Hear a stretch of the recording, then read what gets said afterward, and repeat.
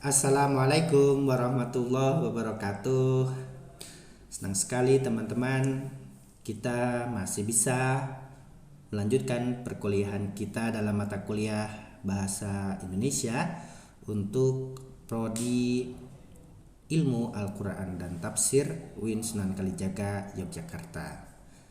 Dan tanpa terasa, alhamdulillah teman-teman, pada minggu ini ternyata kita sudah masuk minggu ke-7 ya segini perkuliahan kita. Artinya pada minggu ini kita sudah menjalankan perkuliahan selama 1 semester. Nah, tentu marilah kita mulai perkuliahan kita dengan bersama-sama melafalkan basmalah. Bismillahirrahmanirrahim. Teman-teman semua, semoga dengan bacaan tadi perkuliahan kita pada minggu ke-7 ini berjalan dengan lancar dan diridhoi oleh Allah Subhanahu wa taala dan dicatat sebagai amal ibadah buat kita semua. Teman-teman semua, hari ini kita akan melanjutkan langkah berikutnya dalam mendesain karya ilmiah yang nanti kita hasilnya bisa makalah, bisa esai atau bisa jurnal paper. Namun demikian, sebelum kita lanjutkan ke langkah selanjutnya, saya akan mereview sedikit apa yang kita praktikan minggu kemarin, karena masih ada beberapa teman Anda yang japri ke WA saya yang mengatakan bahwa teman-teman Pak, ini pada belum paham apa yang saya minta di minggu ke-6 kemarin, yaitu merumuskan ide penjelas dalam kalimat sempurna. Nah, mungkin saya akan ulang dulu sebelum ke langkah berikutnya. Teman-teman semua, oke, langkah ketiga sudah kita lewati, yaitu merumuskan main idea atau ide-ide pokok yang saya minta kemarin 5 minimal atau 4. Contoh ide-ide pokok dari langkah ketiga ini saya ambilkan dari buku saya, buku yang kedua apa yang ketiga.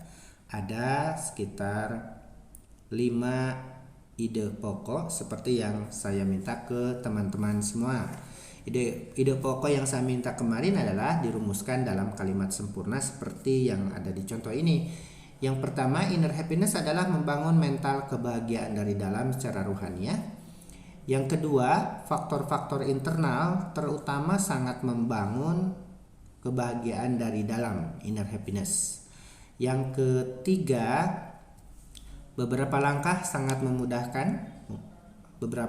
internal sangat memudahkan menuju inner happiness.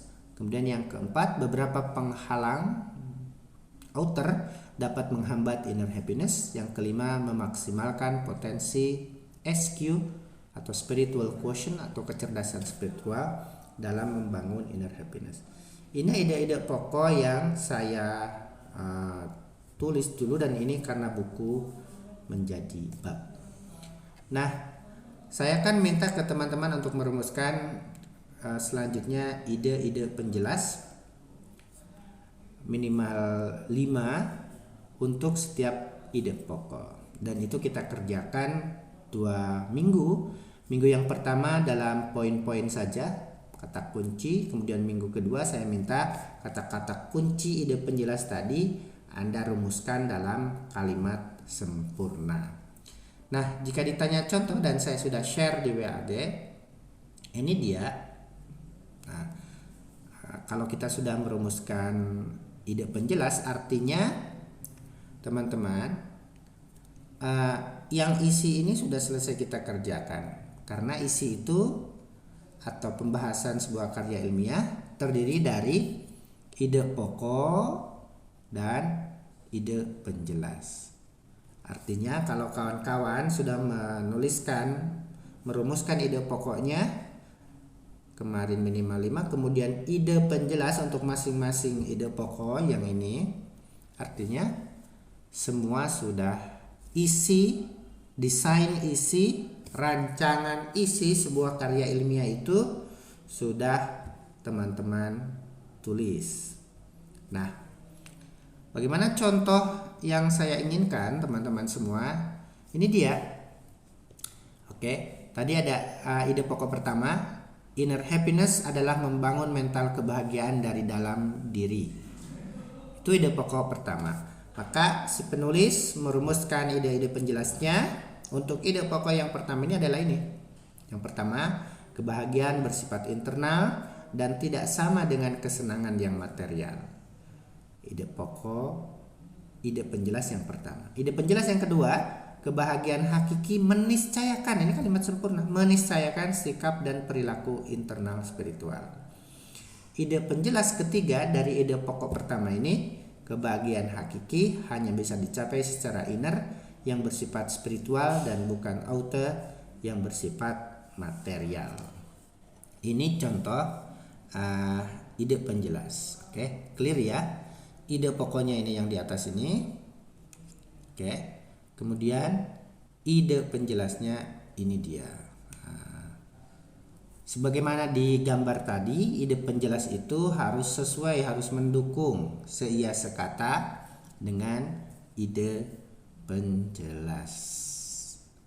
Ide pokok. Nah, itu ide pokok yang pertama. Adapun ide pokok yang kedua ini, oke, mohon tidak lupa, ini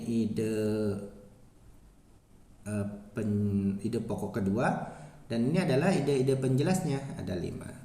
Apakah ini kalimat sempurna? Iya dong.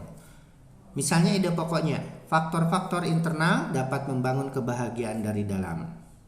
Gitu. Faktor-faktor internal itu subjeknya dapat membangun, itu predikatnya, kebahagiaan dari dalam objeknya. Adapun ide-ide penjelasnya, apakah ini kalimat sempurna apa bukan? Bahagia ada dalam diri kita. Kalimat sempurna? Kalimat sempurna dong. Ini kan kalimat nominal atau al-jumlah al-ismiyah. Bahagia ada, sifat toh. Kemudian bahagia tidaklah sulit. Kalimat sempurna? Tentu kalimat sempurna. Oke. Bahagia bisa dilatih. Kalimat verbal. Al-jumlah al-ismiyah. Kita semua berhak bahagia sampai ke bawah.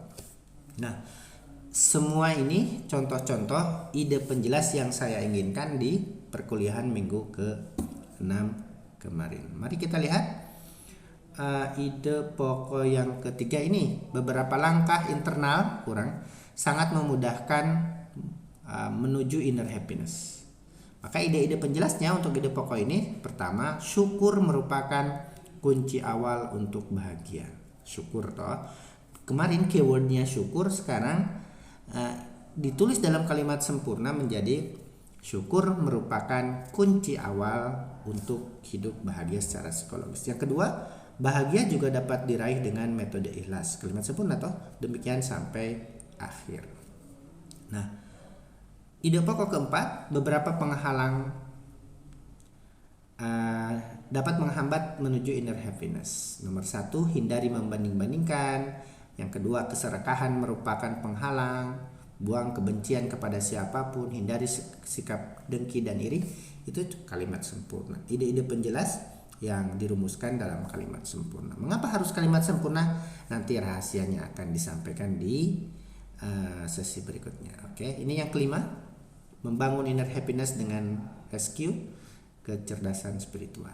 Oke, apa ide-ide penjelasnya? Ini dia. Pertama, secara spiritual hidup setiap orang sangat bermakna. Yang kedua, agama merupakan sumber spiritualitas yang kaya dan hakiki. Kebahagiaan terbukti dapat dibangun dengan kecerdasan spiritual. Nah, seperti yang sudah dijelaskan di atas tadi, kalau kita sebagai desainer yang mau menulis sudah merumuskan ide pokok dan ide penjelas tadi, maka kita sudah menulis isi dari sebuah kerangka tulisan.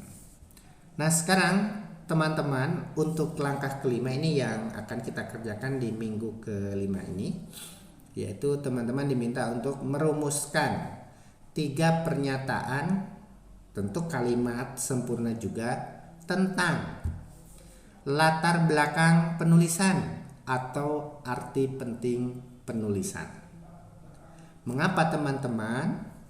Jawablah misalnya pertanyaan ini. Mengapa teman-teman kok mengangkat tema yang kemarin itu?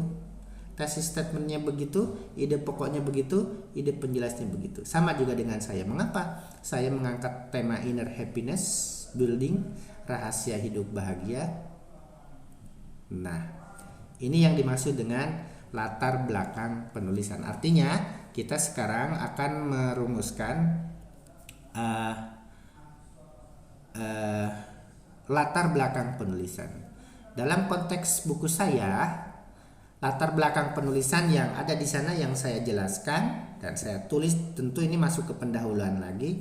Yang pertama, banyak orang yang menyamakan antara kesenangan dengan kebahagiaan. Makanya temanya inner happiness. Yang kedua, banyak orang mengidentikan kebahagiaan dengan hal yang bersifat material dan kebendaan. Contoh, orang sering menganggap saya akan bahagia kalau sudah punya rumah mewah, mobil mewah, sawah banyak, harta kekayaan melimpah, dan lain-lain. Nah, itu dia kesalahan. Ya, dan itu menjadi latar belakang penulisan buku ini. Yang ketiga, banyak orang yang mengabaikan kebahagiaan hidup justru bisa dirasakan di sini dan sekarang ini. Nah, jadi kan ada orang nanti saya akan bahagia kalau sudah kan sudah nanti. Padahal sebetulnya dalam psikologi juga dalam agama Islam tentu kebahagiaan itu, dan si penulis mengangkat itu, kebahagiaan itu bisa dirasakan sekarang di sini dan sekarang ini. Kita punya kesempatan untuk kuliah daring, saya kesempatan begini, Anda semua punya kesempatan untuk kuliah S1, itu sumber kebahagiaan toh. Karena banyak orang yang ingin kuliah tidak bisa. Itu diangkat oleh si penulis. Yang keempat, latar belakang penulisannya, dan tapi teman-teman diminta 3 saja. Banyak orang yang tidak melibatkan spiritualitas agama dalam meraih kebahagiaan. Jadi kata si penulis ini nonsen nih. Kalau orang ingin hidup bahagia tapi dia lari dari kehidupan spiritual atau kehidupan agama. Wah, sekuat apapun seorang ingin meraih kebahagiaan, kalau dia lari dari spiritualitas atau agama, maka tidak akan menemukan kebahagiaan hakiki. Nanti jatuhnya juga ke duniawi lagi, materi lagi, dan materi. Nah, itu teman-teman yang akan kita kerjakan minggu ke-7 ini adalah teman-teman diminta untuk menuliskan latar belakang penulisan sesuai dengan tema masing-masing, minimal 3. Saya mohon ini sudah clear perintah saya. Tulislah latar belakang sebagai langkah kelima. Tulislah latar belakang penulisan, mengapa tulisan itu penting, mengapa tema yang Anda angkat itu penting, dan ini adalah contoh konkretnya. Kalau kita sudah mengerjakan yang ini, artinya teman-teman kita sudah kembali lagi ke sini. Kita sudah nyicil lagi ke yang pendahuluan ini. Ini sudah dulu waktu setelah merumuskan tema. Ini sudah minggu ke-4, ini ke-5 dan ke-6. Nah, sekarang posisi kita di sini inilah. Kita akan merumuskan latar belakang penulisan, dan mohon tidak lupa minimal 3 pernyataan saja. 3 pernyataan, dan tentu karena pernyataan dalam kalimat sempurna seperti contoh yang sudah dibuat. Clear ya teman-teman semua? Perkuliahan minggu ke-6, minggu ke-7 ini. Baiklah. Terima kasih, itu guide atau tutorial yang bisa saya sampaikan untuk perkuliahan ke-7 ini. Mudah-mudahan kita bisa ketemu lain waktu via Zoom atau via media yang lain yang memungkinkan kita bisa kuliah secara lebih interaktif. Saya tunggu Anda di penyerahannya di WAG. Billahi taufiq wal hidayah. Assalamualaikum warahmatullahi wabarakatuh. Terima kasih.